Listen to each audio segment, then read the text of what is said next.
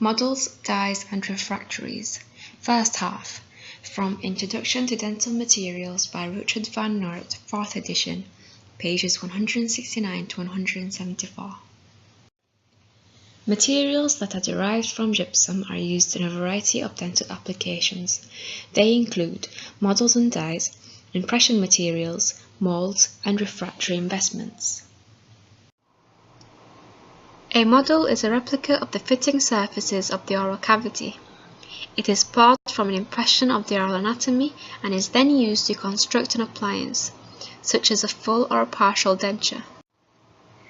Dyes are replicas of individual teeth and are generally used in the construction of crowns and bridges. A mold is the hollow cavity created by lost wax technique, used for the construction of dentures, crowns, and bridges. Definition of refractory investment. A high-temperature resistant material that uses gypsum or phosphates as a binder and is used as a mold material for lost wax technique. In this lecture, we will focus on the chemistry and properties of these materials. The basic ingredient for models and dyes is gypsum, more commonly known as plaster of Paris. Gypsum is calcium sulfate dihydrate. When this substance is calcined, that is, heated to a temperature sufficiently high to drive off some of the water, it is converted into calcium sulfate hemihydrate, and at higher temperatures, the anhydride is formed as shown.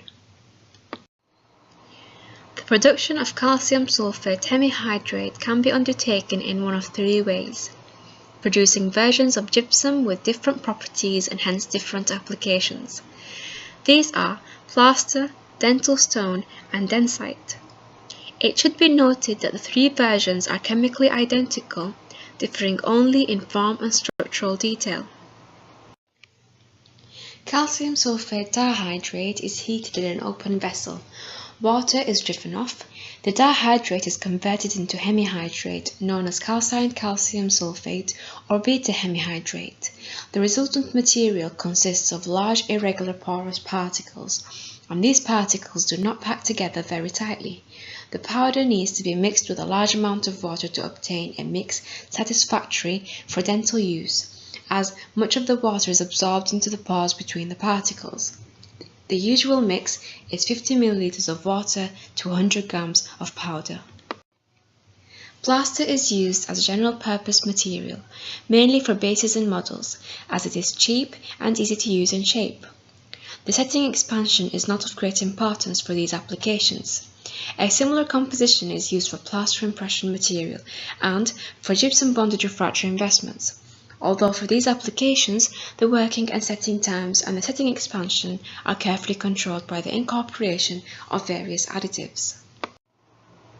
If the dihydrate is heated in an autoclave, the hemihydrate that is produced consists of small, regular-shaped particles which are relatively non-porous. This autoclaved calcium sulfate is known as the alpha hemihydrate. Due to the non-porous and regular structure of the particles, they can be packed more tightly together using less water. The mix is 20 ml of water to 100 grams of powder. The dental stone is used for models of the mouth. In the production of this form of calcium sulfate hemihydrate, the dihydrate is boiled in the presence of calcium chloride and magnesium chloride.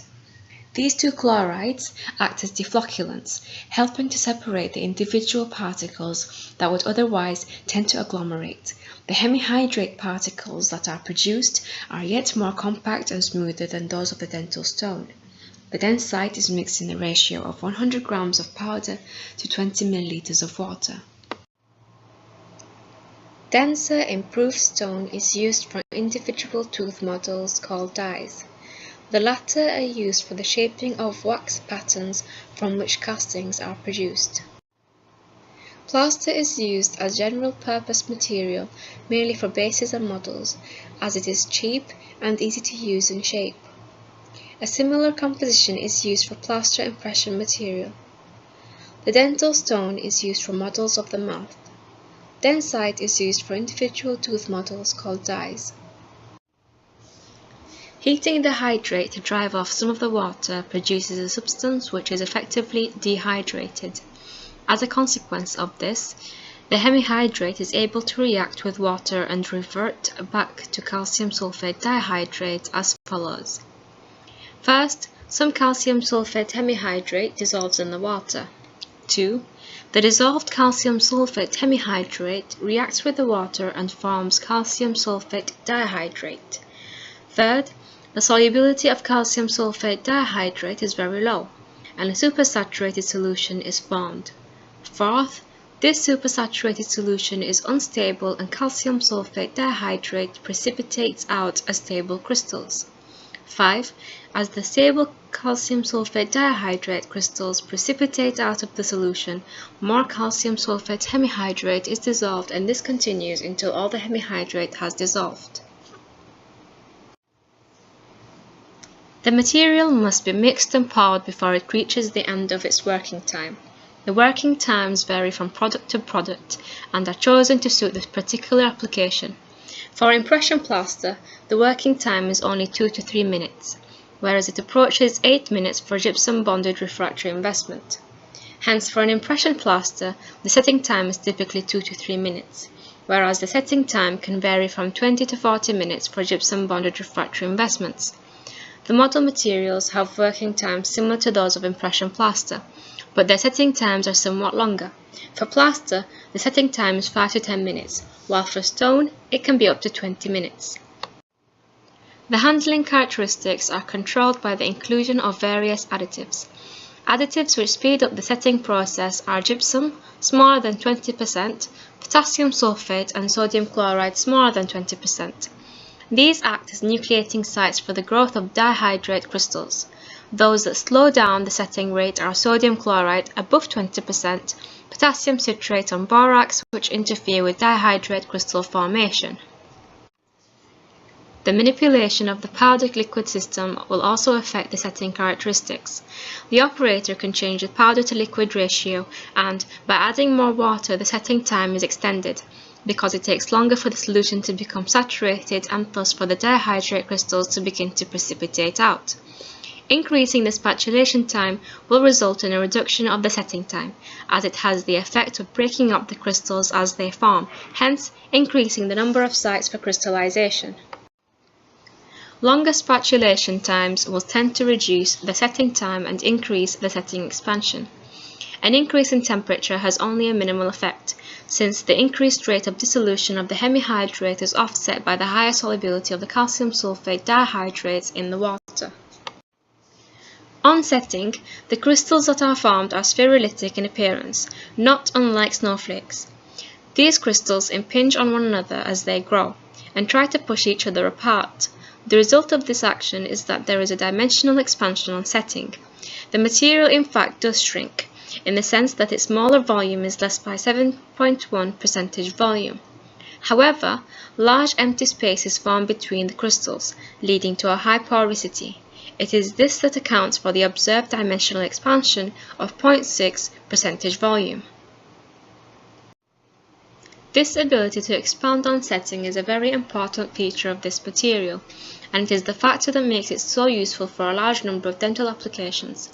In particular, models and dies are best produced slightly larger than the oral anatomy. This is to ensure that crowns, bridges, and dentures are not too tight to fit when placed in the mouth. The expansion is also made use of in investments, as it helps to compensate for the shrinkage of metallic casting on cooling from the melting temperature. There are various additives in gypsum products that are used to control the degree of expansion, which in the case of plaster is 0.2 to 0.3% volume, and for stones and dies is in the region of 0.05 to 0.1% volume. Sodium chloride provides additional sites for crystal formation. The higher density of crystals limits the growth of the crystals and hence reduces their ability to push each other apart. This results in a reduction of the observed expansion.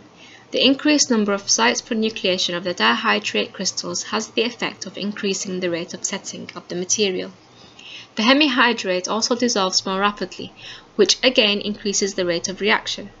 If present in high concentrations above 20%, the sodium chloride will deposit onto the surface of the crystal and prevent further growth.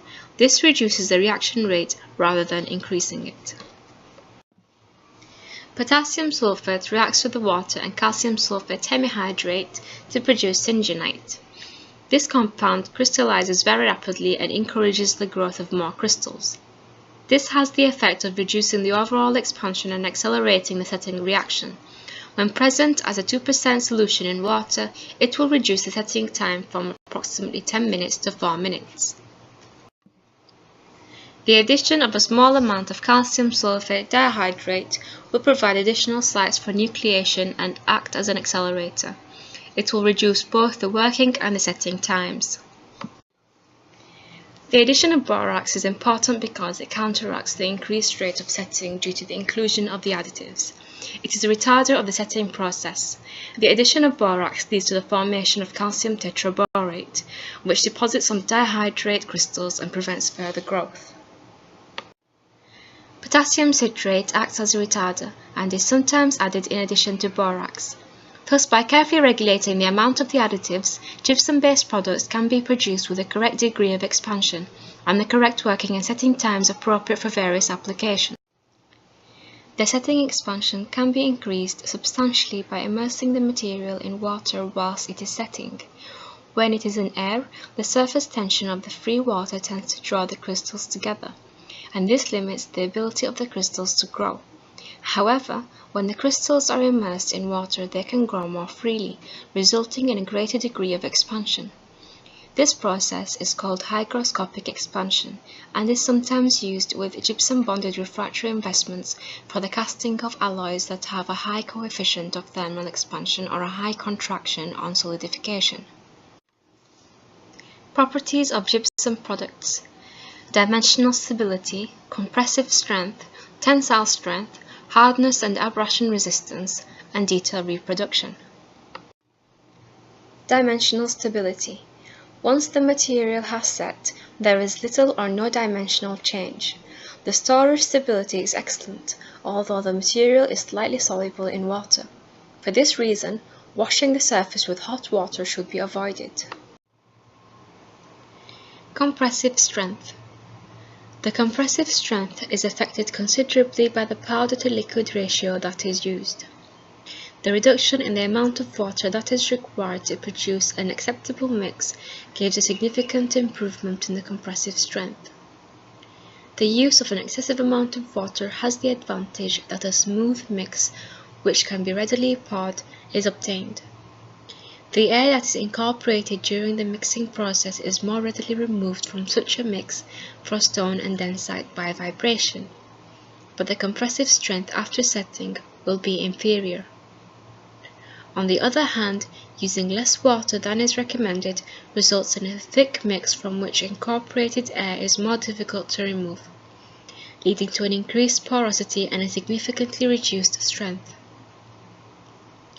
There is also a danger that insufficient water will be present for the full reaction to take place. Thus, using less water has the potential of increasing the compressive strength, but inferior properties are obtained if too little is used. There is a marked difference in the wet and dry strength of plaster products. In general, the dry strength is about twice the wet strength. Tensile strength. The wet tensile strength of plaster is very low, approximately 2 MPa.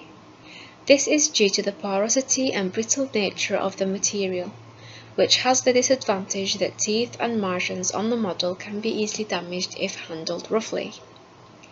Dental stone has a tensile strength about twice that of plaster, and is therefore preferred for the production of crown and bridge models and dies. Hardness and abrasion resistance. The surface hardness of gypsum products is very low, so the material is highly susceptible to scratching and loss through abrasion. The epoxy resins are explored as alternative dye materials since these exhibit much better detail reproduction, abrasion resistance, and transfer strength than the gypsum materials, but are subject to polymerization shrinkage. As the surface of gypsum products is slightly porous, minute surface details that are less than 20 microns are not readily reproduced. However, macroscopic surface details are very accurately reproduced.